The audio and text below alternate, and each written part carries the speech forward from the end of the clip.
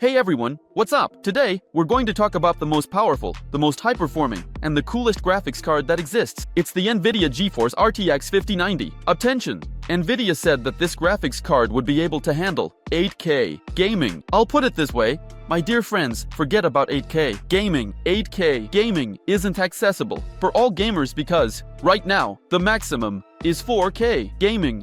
There are certain nuances like DLSS, frame generation, multi-frame generation, and so on. If there is no DLSS, if there is no frame generation enabled, then, in this case your 5090 or 4090 will at best give out 4050 in RDR2 FPS.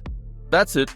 That's 4K gaming. Real talk. Okay, if we said DLSS 4, let's say to quality mode, then we'll get those same 80 frames per second. But again, 8K gaming isn't available for anyone. So, a few words about the technical specifications. Attention to the screen. The RTX 5090 is built on the new Blackwell architecture. Here we have 21,000 CUDA cores. That's 30% more than the RTX 4090. 32 gigabytes of superfast GDDR7 memory and support for DLSS 4 with multi-frame generation. In short, this graphics card is powerful, it's high-performing, and it's definitely worth your attention. But Nvidia is trying to present the 50 series as a revolution in gaming, a revolution in performance, and so on. Honestly, we all expected more from the 50 series, but unfortunately, Nvidia had its own plans. Yeah, the 5090 is still the most powerful graphics card, the most high-performing and all that. But, hold on, if we look at the comparison between the RTX 5080 and the 4080, here, I have the 5080 from Asus in my hands.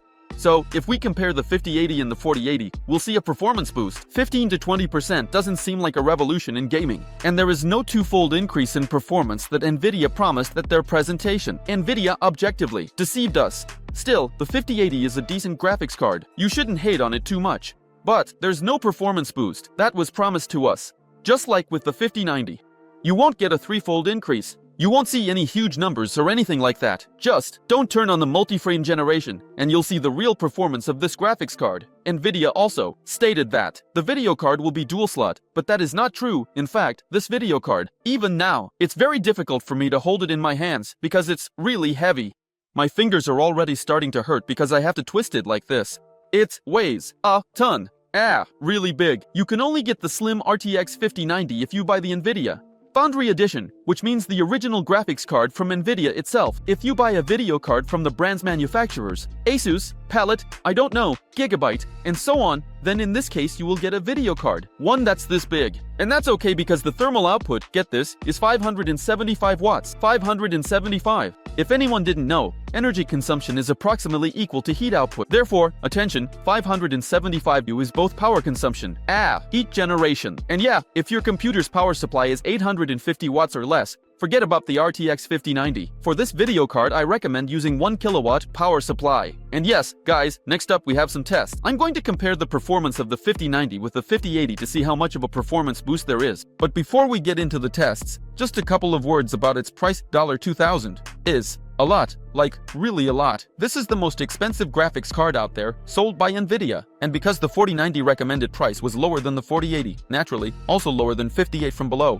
Well, as if what video card would cost so much, 3090 Ti was even cheaper. Here it is, the most expensive video card. Moreover, it is rarely sold anywhere at the recommended price. Often, it costs more than $2,000. Let me just remind you for a second that for $2,000, you could buy, get this, the 5080. And you'd still have money left over for a processor. So if you're playing in Quad HD, the resolution, that is, on a Quad HD monitor, or 4K, but you don't need ultra settings, graphics, then why? By 5090? There is no point in buying 5080. But if you play in 4K, it is important for you to have ray tracing. High performance is important to you. You are also working on a computer, rendering, 3D animation, and so on, 3D models and so on.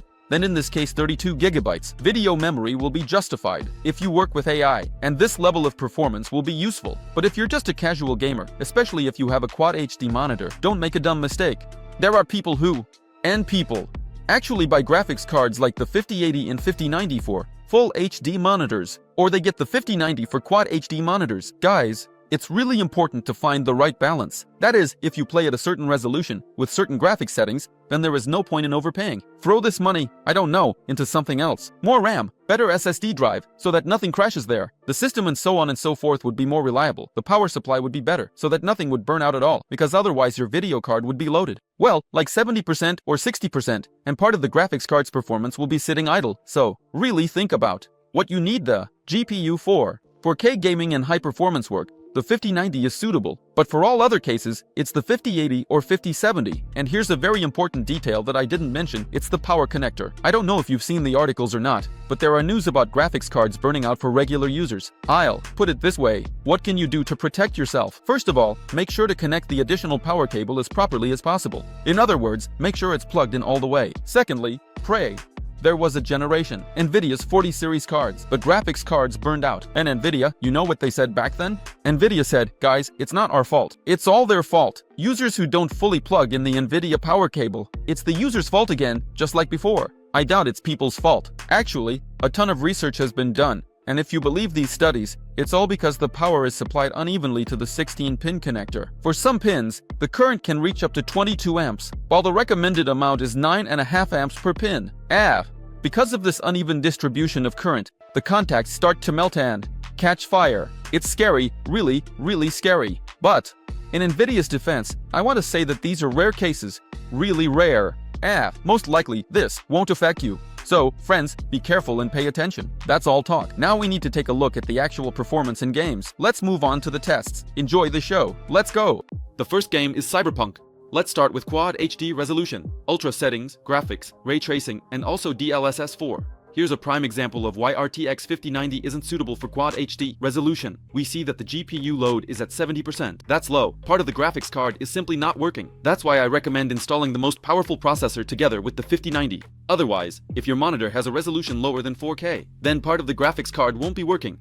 But we understand that the RTX 5090 is bought for 4K gaming, so let's set it to 4K. Just like that, DLSS 4 on quality, ray tracing, and ultra graphic setting, and here we can already see it, a performance increase of 50%. Yes, folks, the RTX 5090 is 50% more powerful than the RTX 5080, and the RTX 5090 is also 30% more powerful than the RTX 4090. But what happens if we enable frame generation on both graphics cards? Basically, the result didn't change much because we still have the same performance boost of 50%. But as you saw earlier, and in this test, the cost per FPS on the RTX 5090 is not worth it. Honestly, you're overpaying for the RTX 5090. Yeah, I'm in. The price of the graphics card is $2,600 and not the recommended $2,000 because it actually costs at least $2,600. Well, now let's get it started. Red Dead Redemption 2. Just like that, the screen resolution is 4K, ultra graphic settings, and DLSS set to quality. Here, the performance boost was about 40%. That's a lot, and it's awesome. But the cost per FPS is still high, so I recommend to everyone who's building their own computers to save some cash and get the RTX 5080 instead. And with the money you save, get yourself a more powerful processor, or buy an extra SSD, or a better power supply. Get more RAM. Definitely do that. There are a lot of options. The test results are as follows. The RTX 5090 is really powerful and really cool graphics card, but it's way too expensive. I think $2,600 is way too expensive. So, guys, the tests are done. So, here it is, the PCI 90. Not a bad graphics card. This graphics card is like a Ferrari. Brutal, powerful, cool, but impractical. This graphics card is definitely not for everyone. You should only buy this graphics card if you're a hardcore gamer and play in 4K resolution. I'm not even going to mention 8K, of course. If you play 8K, I question you. And how do you play? Because this video was not able to pull it off. 8K gaming in modern AAA titles. Well, let's say. So first, it's if you're a gamer with a 4K monitor. Second, if you are working and you really need that performance. In all other cases, 4080 and 5080 will be enough for you. And there's really no point in paying $2,000 for the 5090. And before I say goodbye, I want to share the most important thing last. Friends, be careful. Do not trust the graphs and beautiful ones. Here are these stories by Jason Huang. I don't know, to anyone. Don't trust Nvidia, AMD, or Intel at all. All companies lie in their presentations. Don't trust them. Trust real tests, real comparisons of graphics cards, processors, and any computer components. All manufacturers lie to sell their product. 50, 70, it's like 40, 90. Just always trust not your ears. And in my eyes, all this was with you, the Brigman. Good luck to everyone, see you soon, and take care. Bye for now.